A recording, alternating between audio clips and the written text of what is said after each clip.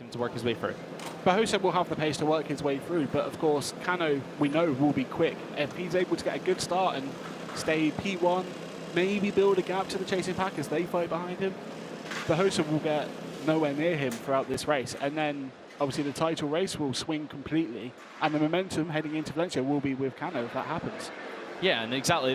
The European Talent Cup, with it being so competitive, it can be a championship which is almost decided on momentum. It's decided on the confidence that you've got over the last couple of results, over the last couple of qualifying sessions, and there is Fernando Barroso. Now, he started in P22, which isn't necessarily the back of the grid, but he received the back of the grid penalty, and with there being other riders receiving back of the grid penalties, it's a real shuffled up order, of course, with the likes of Osorio, who came through the last chance race. Normally he would be starting at the back after that, but instead he's starting P19 on our order, on our grid. Yeah, Osorio benefiting from the whole host of back of the grid penalties.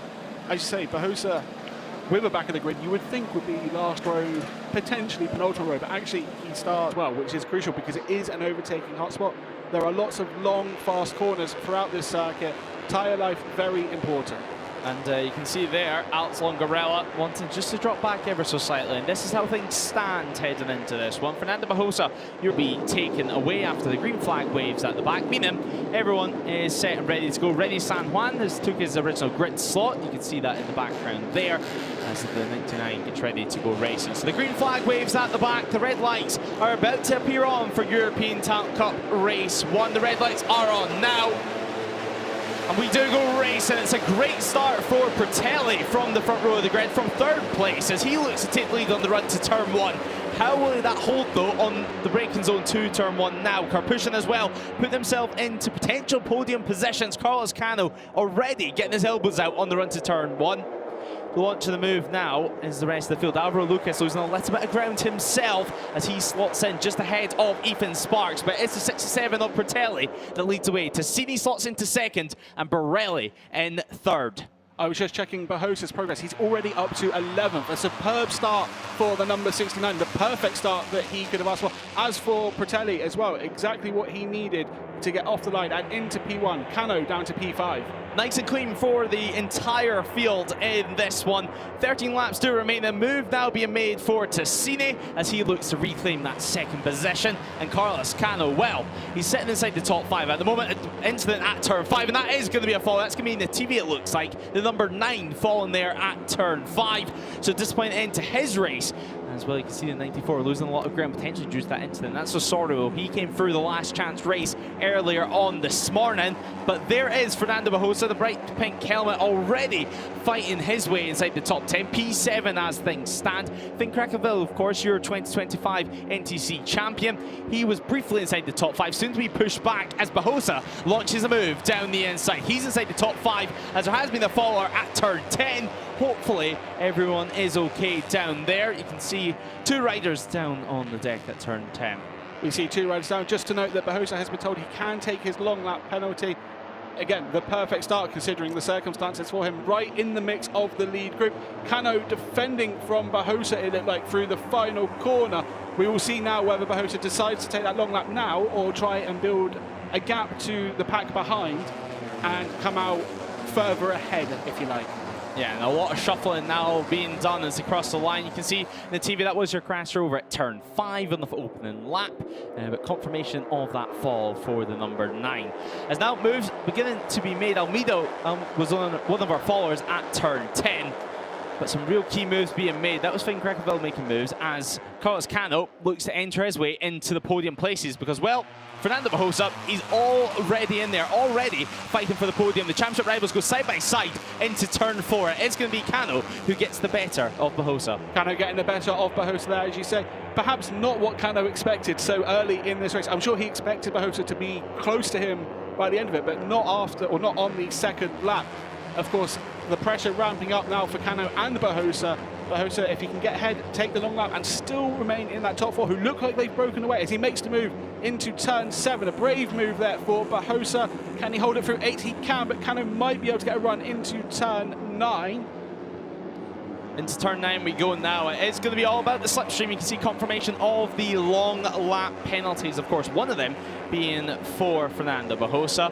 And well, he's going to have that to do. Remy San Juan has been given that double long lap for his bike stalling on the grid, having to get that bike restarted. But nonetheless, we will continue on the action at the front of things. It continues to be Pertelli leading the way. Now, Pertelli has been such a great force at the front of the field. And there's confirmation of San Juan's long lap penalty as Carlos Cano, unless the number on the green there. Again, he doesn't want to do that too much. It is the European Talent Cup. Corner speed matters. And this is the class that you tend to see riders run it a little bit too wide. Running on the green during the race, but not the last lap, you will receive warnings, and too many infractions will see you get a long lap penalty. We just see the run into turn one. It's Pertelli defending from Borelli. Cano swoops to the normal racing line. He's got the slipstream. He's ahead into the braking zone. Can he hold it? With Lucas now into contention as Bahosa takes his long lap penalty. But he did touch the green. Yeah, Bahosa took his long lap penalty, but has he exceeded the white lines? It looked like potentially did a bubble on the front as Remy San Juan, his hand goes up in the air in frustration as well, but they both rejoin out on circuit. We'll have to wait for confirmation that that penalty has definitely been served. Dorothy's going to have to go in there yet again. Carlos Cano, though, at the head of the field, ahead of Alvaro Lucas. Now, Lucas, we've seen, of course, at Misano, a big high side. It's not affected his confidence at all as he looks for a move over at turn 5. He thinks better of it. Number 4 of Ticini lurking there over at turn 5. He's sitting there in 3rd place, though, with a big gangle of riders just behind him. A nice big battle at the front. Karpushin also involved. Exactly what we expected from ETC in these early stages. Cano out in front. Oh, very close to the green through turn 8 there. Couldn't really tell if they touched it. That looked like Borelli making a move through turn 9 as he looks to fight for the podium in these early stages as Cano still leads.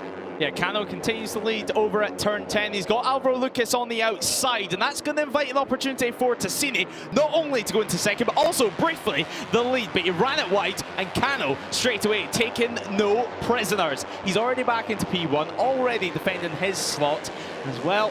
We wait to see what Longarella can do. Of course, he had a penalty given to him yesterday as well. In the 45, still mathematically in championship contention, also working his way in the order into P8. Just a note on Bahosa, after that long lap, he has rejoined in P10, around a second off the lead. He's at the back of the lead group, so if he did serve it correctly, it has worked out fairly well for the number 69.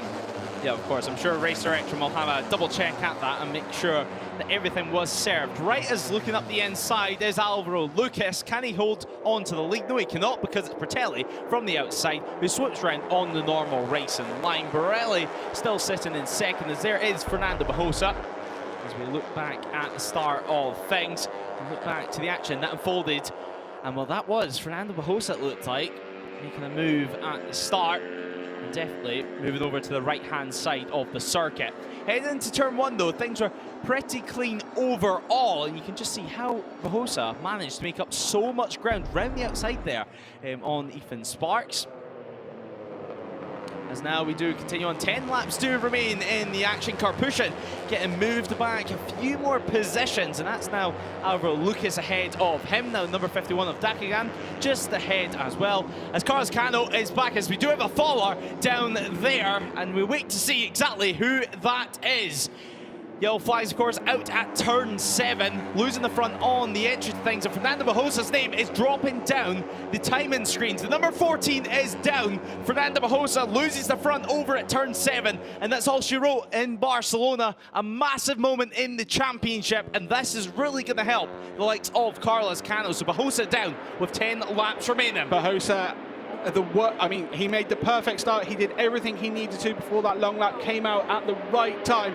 But yeah, a crash at turn 7 ending his hopes, and very much advantage Cano now in the title fight. Very much advantage, as you said, as Longarella moves his way into second position, now chasing on the rear wheel of Pertelli. He has a good drive. He'll have a little bit of a slipstream as well in the run to turn 1. Head towards turn 1, 4, 5 wide, 6 wide between the front runners. Incredible stuff from ETC yet again. Karpushin working his way into the podium places now, as it's Pertelli still at the head of things. Alvaro Lucas now in second. Alvaro Lucas in second. We've just had confirmation that Bahosa has retired from the race, so no chance of the number 69 rejoining side by side with Cano through turn 3. Can he get the move done into 4? He looks like he's just got ahead, but it's going to be close heading into the braking ahead with Travis Borg.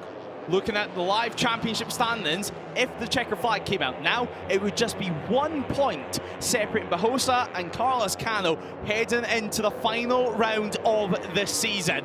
Things could get spicy over this next 9 laps of action. We'll wait to see what's going to unfold here, because of course Bahosa's teammates still in the run and still Alexis Tassini for the AC Racing team out in circuit. Bahosa still has a chance for other riders to limit the damage for him, as we see going right across the green at turn 8. I think that was DAC 1. Losing out into turn 9. Yeah, Bahosa still has a chance for other riders to limit this damage for him, but it's all on what Cano can do at this point.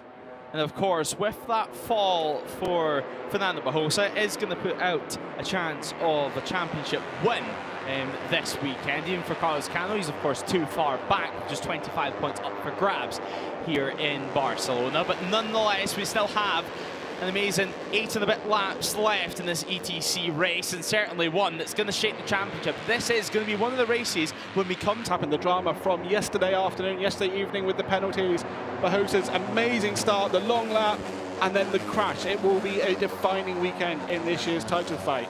Well, yeah, exactly. We were just looking back at how Bahosa was able to make up so much moves on the opening lap, and then sadly for him, everything unfolded. Borelli now back up into the podium places. He pushes Carpuchin back to P4, and now moves certainly being made because number 7 into second, slots in ahead of Alvaro Lucas.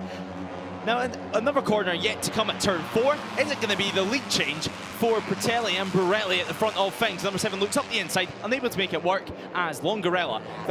But yeah, losing the front a bit wide on entry, and that's the race done for Bahosa. And now it's all on what can the likes of Carlos Cano and Alex Longarella do. Longarella, however, hits the front of things. That's exactly what he needs to be doing. Carlos Cano, if he's seen that move behind, if not, it's going to be on. It would have been on his pit board. You would imagine that Bahosa out of the race. Now he knows to be nice and sensible. However, it looks like Carpuchin launching the move on Travis Borg as Carlos Cano. He got demoted a few positions, and since then he's not really been able to get himself back into the podium places again. It looked like he had a bit of a moment a couple of corners ago, which is why I sort of jumped up in the commentary box.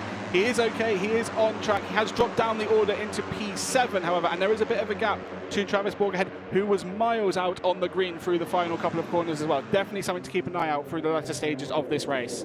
Alvaro Lucas up on the inside, slots back into 3rd place ahead of Longarella now, as 6-7 on Pratelli continues to lead. Tension down there in the 72 Archbox Racing team squad.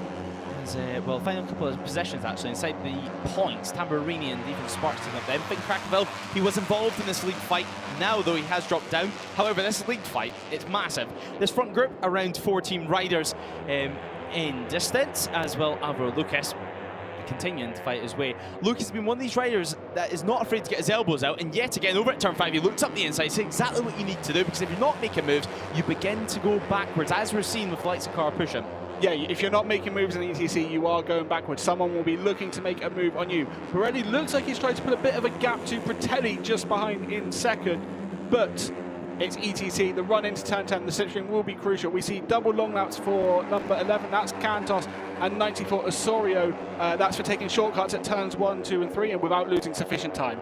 Yeah, of course, you need to lose around a second in that sector, otherwise you will be slapped with a penalty for it, as you see a few more moves being made over at turn 10. Definitely a hot spot in the European Talent Cup class, as it's a good opportunity just to get alongside in the braking zone, and at that point you hold all the cards. You can get up the inside at turn 10. Even if you can't, you can take vastly different lines through turns 10 and 11, and they converge into 12 where you can make the move. Pratelli on the inside of the final corner to take the lead briefly, at least on the run into turn 1, with Borelli currently just behind.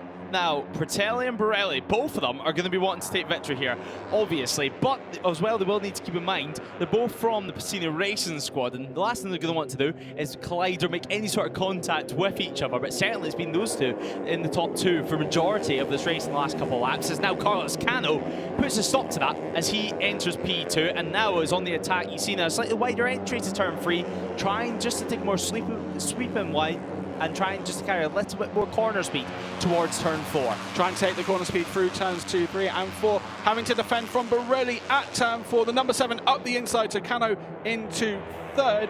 but now is the time for Cano to start making the moves. It looked like he actually got the cutback through 4, so can he outbrake the number 7 into turn 5? He can, so he's P2 as it all bunches up right behind the number 1. Yeah, Alvaro Lucas putting on a pretty aggressive pass there on car, pushing. It seems to be a turn 5 hotspot for Lucas. He loves to make a move through there as he does look up the inside of Travis Borg as well. Thinks better of it on the M-Lab racing rider. Carlos Cano, in the meanwhile, looks towards a move at turn 9 perhaps, so he'll just sit behind and try to use the slipstream as we head towards turn 10 yet again. Slipstream into turn 10, the better opportunity, the less risky time to make the move, as it looks like Cano, he doesn't this time. Actually, he's defending from Alvaro Lucas and Travis Borg right behind him, but he does hold on to that provisional podium spot. We do continue on. 5 and a bit laps to go. We soon enter the last handful of laps. Some great action so far in this race. I think it's fair to say Travis Borg right on the rear tail unit of Carlos Cano as we head towards the final corner now. Moves have been made here today already, and I wouldn't be surprised in the final lap of the European Talent Cup if we see another get made. It will be the final opportunity for the riders on the final lap to make that move. Of course, you could compromise your exit, which then means you lose it on the run to the line, so it would be interesting to see how these different strategies play out. One thing to note, we are approaching 2/3 race distance, so if a red flag was to come out, results would be called, race would be called, full points awarded. We see Travis Borg going up the inside from P4. Looking up the inside at turn 4, the number 1 hits the front. However, for long, well, Borelli looked for a move to be made, unable to make it work. Cano slightly wider through the mid-corner of turn 4, but he does hold on to things. Will Alvaro Lucas launch another attack at turn 5? Yes, he will. The 46 loves a move here at Barcelona. As Longarella now sitting just outside the top 5. Not too much we've seen from him in the last 2 or 3 laps, but perhaps just biding his time towards this final 3 or so laps. Not seeing too much, like you say. Now is the time to make the moves. We also saw Travis Borg and Carlos Cano fighting through turn 5. Borg made the move initially, but Cano was able to fight back straight away. Now has the advantage on the run into turn 10, but doesn't have the slipstream. In fact, he's creating the slipstream for Alvaro Lucas, Travis Borg, and Borelli. Borelli looking to go up multiple places, but can't quite make the move stick. Cano, oh, we see a crasher. That's Pratelli. Pratelli's down, and another one of the AC Racing team riders, of course, that looks to be potentially Tassini down on the ground. So a massive shame from both of them. We will continue on to race at the front. Carlos Cano, 2 corners to go before he heads to make it 4 laps remain. Of course, yellow flags out at turn 10 and 11 as Pratelli does begin to drop down the order. There's confirmation of his fall. Definitely not what he'd be hoping for in this one. Actually, Sanchez also dropping down the order too. Yeah, it looks like it was Mikey Lou Sanchez and Pratelli. Yeah, we had confirmation of the number 55 being involved in that crash at turn 10. A shame for both of them as they were enjoying very strong races. We see Borelli look like he was going to try a move for P1, but decided against it, settles for P2.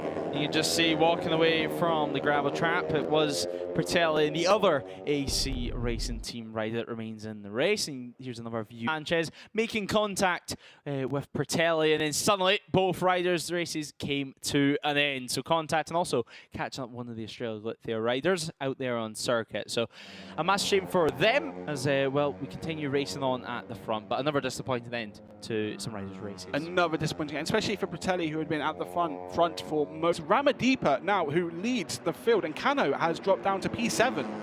Yeah, Carlos Cano dropping down the order yet again, and Rammadipa, what a year it's been for him, of course. Took his first win over at Magny Cours of the season, and what a victory it was. He's shown that he can be aggressive on this last lap, as has Alvaro Lucas as he goes back up the inside at turn 10.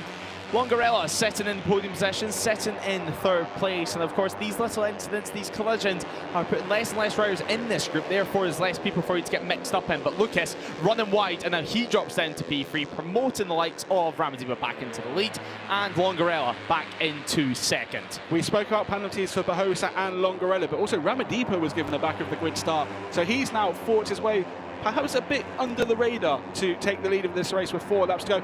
Unlikely he's going to hold that on this long run into turn 1 with the slipstream that his rivals will get, as Carlos Cano once again taking the normal racing line, although we see the number 51 of Daquan also take that line, but it's Borelli who holds P1 on the entry into turn 1. Yeah, great turn one for Borelli. Alvaro Lucas continuing to lose some positions, though he just needs to get himself settled in yet again. Finn Krakovil also entering the top 10 yet again out on circuit. But Carlos Cano does a move of weight at turn 4. We've seen it time and time again from him. Travis Borg wide off the circuit in the background, but he does rejoin, and Longarella moves through briefly before being sat up by the number 1. To turn 5 we go now. Turn 5, a crucial moment. Are we going to see any moves? It looks like Longarella on the inside of Cano doesn't quite get it done. Borelli still leads, with Cano having to defend from the number 45. Borelli's looking nice and comfortable at the front of this race. I think it's fair to say the number 7, he's looking nice and confident, and certainly over the line, just over 1/10 of a second he held. He's showing no signs of pressure. However, Tassini still in the running for the AC Racing team. A slight gap forming between himself and Longarella, but as we see time and time again in the European Talent Cup, as we go down the straight, usually those gaps close nicely. Those gaps will close nicely as we see Longarella. Does he make the move on Borelli? Not this time. Cano right behind in P3, up the inside at turn 11. Had to stand up a little bit, stays on the bike, but loses a couple of bike lengths to the number 45. He'll gain those back through the next couple of corners. Couple of corners left on this lap before we head to the penultimate circulation around this iconic circuit. It is going to be the dress rehearsal as we have a little replay, a little look back to this moment for Carlos Cano. Briefly lost the rear as he got on the power. Nice and, well, not nice and smooth, but nice and hard, and certainly for him, losing a little bit of ground. What can we do, though, on these final 2 laps? It's certainly building to be a showstopper in the European Talent Cup. Will it be Kiandra? Will it be Rammadipa? Could it even be Tassini? We're going to have to wait and find out as Rammadipa hits the front. Rammadipa hitting the front at turn 1. We've seen him be at the front of the field throughout this race, despite that penalty that he was given. It's a remarkable comeback for the number 32. We see the tension in the 72 Motorsport Art box. Yeah, and certainly Carlos Cano's father watching on with a little bit of tension. I think it's fair to say, watch his son do battle out on circuit. Currently, Cano showing his 4th for the timing screens, but sitting around 6th or 7th position out on circuit. A big moment there for the number 51. Cano's going to take advantage of that as Longarella also looks up the inside at turn 5. It's full-on elbows out action. No. Karpushin up into 2nd as well. He's gone under the radar after fighting his way from about 5th or 6th position. He has gone under the radar, but now, as we said before, last couple of laps, this is the time to get in position to make the move on that final lap. We see Lucas having a potential look at turn 9. Doesn't look like he made the move 6. Carlos Cano on the run into turn 10 will probably need to get ahead of Tassini here. He goes up the inside, under braking, sliding his way in, and again, very close to the number 4 there.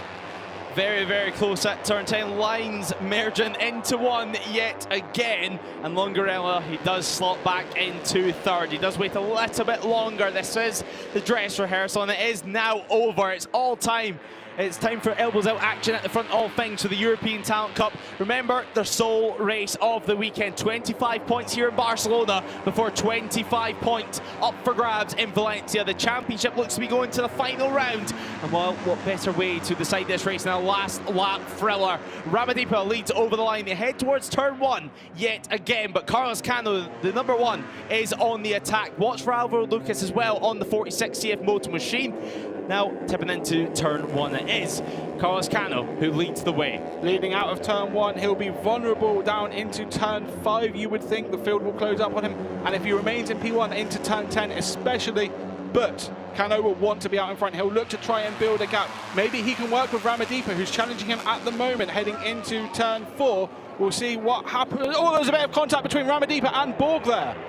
Yeah, Travis Borg there, a little bit of contact between himself and will look to be Alvaro Lucas actually out on circuit. Rammadipa running nice and comfortable at the moment in P2. But Carlos Cano at the front of things. Has he waited for the perfect moment to pull the pin? At the moment, he's looking nice and strong, but it's all going to be on what sort of advantage he has on the run to turn 10. At the last sector point, he was a 10th.5 clear of Rammadipa. That's going to close out through turns 9 and 10. Potentially not enough to be short of P1 on the exit.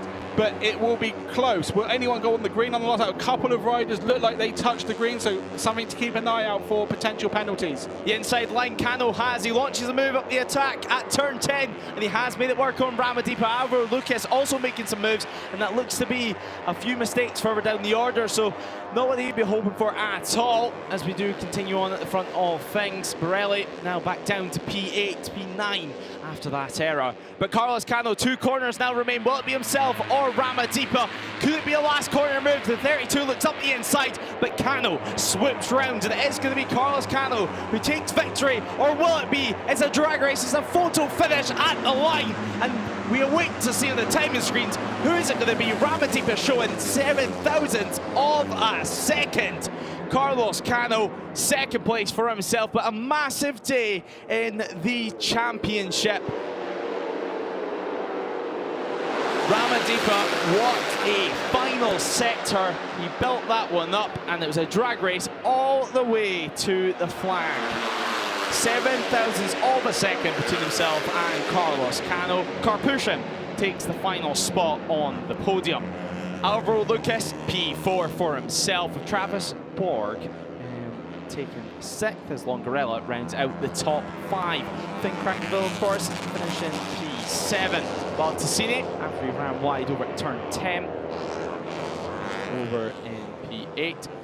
Even Sparks picking up a top 10 finish. So Even Sparks on the 62 machine, your reigning British Talent Cup champion, showing once again that he deserves a place in this championship full-time again next year. Let's hope we see something from him. Of course, promoted to the Red Bull Rookies Cup next year, as well as have a lot of these riders. But what a final corner, what a final run to the line that was for Rammadipa.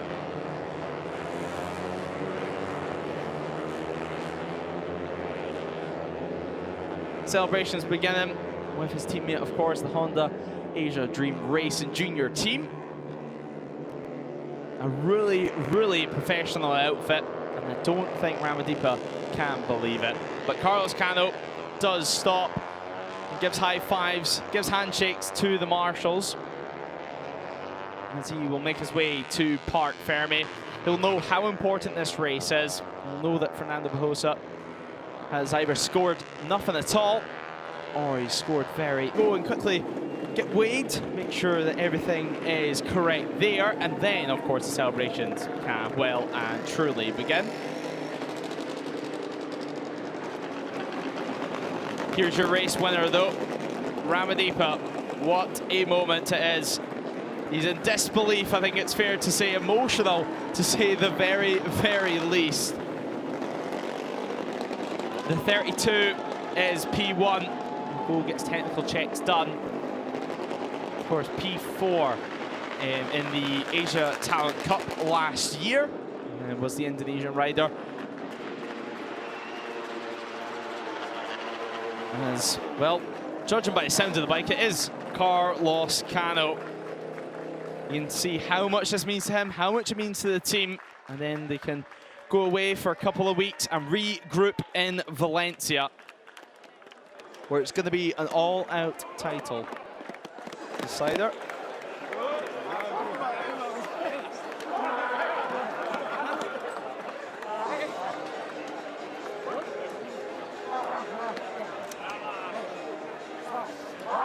You can just see there the emotions it means, how much this means in Parc Fermé. The emotions very, very high. And I'm sure there'll be a few tears of joy underneath that helmet. As Dakagan, his teammate, looks to join in the celebrations. As Carlos Cano, well, he elevates his place in the championship to P1 as the team shows his appreciation. We've seen it after qualifying as well with the 72 Artbox Racing squad. He said how well they've been working all weekend long, and certainly that continued into the race, certainly the late race pace as well. Karpushin celebrating with the P3 board as well. Always a special moment to clinch the European Talent Cup podium. It means so much.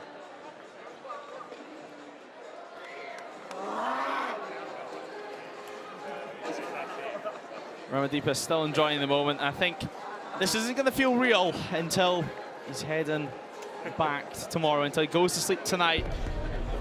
But let's look at the run to the line. It was Cano who led, but Rammadipa, well, fully tucked in underneath the screen, nearly contact race all the way to the flag. And then, as you can see, that's what 7,000ths of a second looks like for victory. That's what you have to do to take P1 in the European Talent Cup.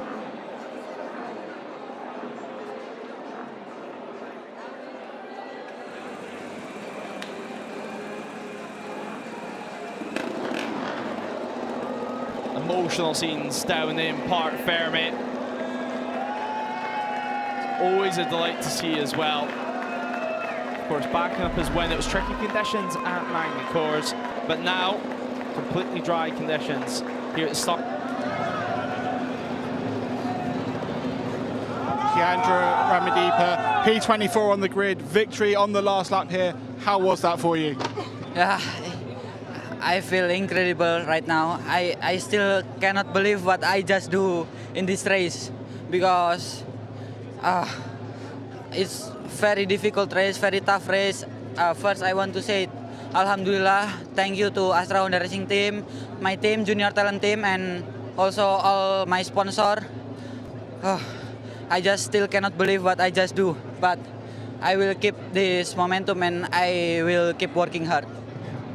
And for your fans back home in Indonesia in your native language? Ya, Alhamdulillah, ini untuk Indonesia dan juga untuk keluarga saya, ayah. Ini buat ayah dan juga untuk Astra Honda Racing Team dan juga Junior Talent Team. Terima kasih sudah bekerja minggu ini dengan sangat baik. Saya membalas kesalahan saya kemarin di qualifying. Saya harus start dari nomor 24, tapi yang hari ini untuk Indonesia. Kiandra, well done. Thank you so much. What a race. It seemed like in Parc Fermé, he didn't think it was real. But, well, this is going to be his moment of realization. First of all, the team representative coming on to the podium. So Karpushin, Jaroslav Karpushin on the podium. First, of course, buzzing down in Parc Fermé and continuing to be smiling up on the podium. Carlos Cano, he knows this is a huge race in the championship for him. Back in P1 for the number one.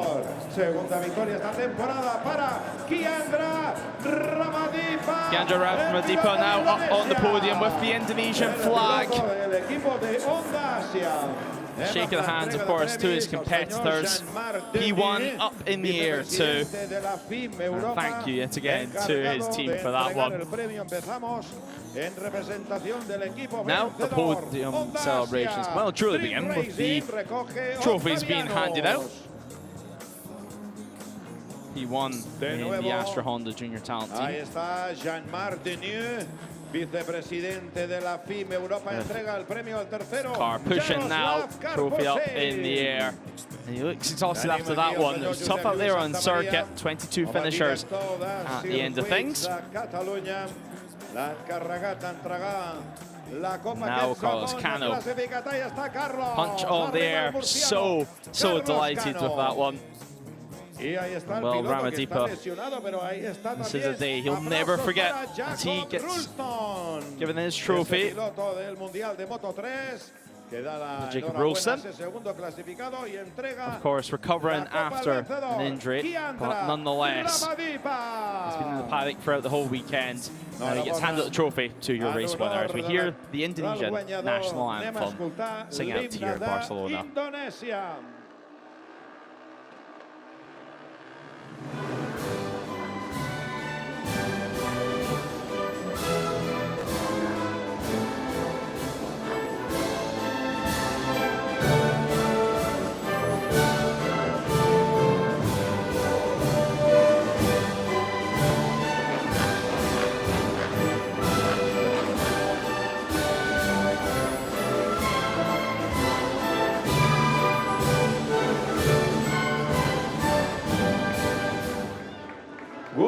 Como ha cantado el himno Kiandra Rammadipa. So a few tears as the Indonesian national anthem rings out here in Barcelona. Muchísimas gracias.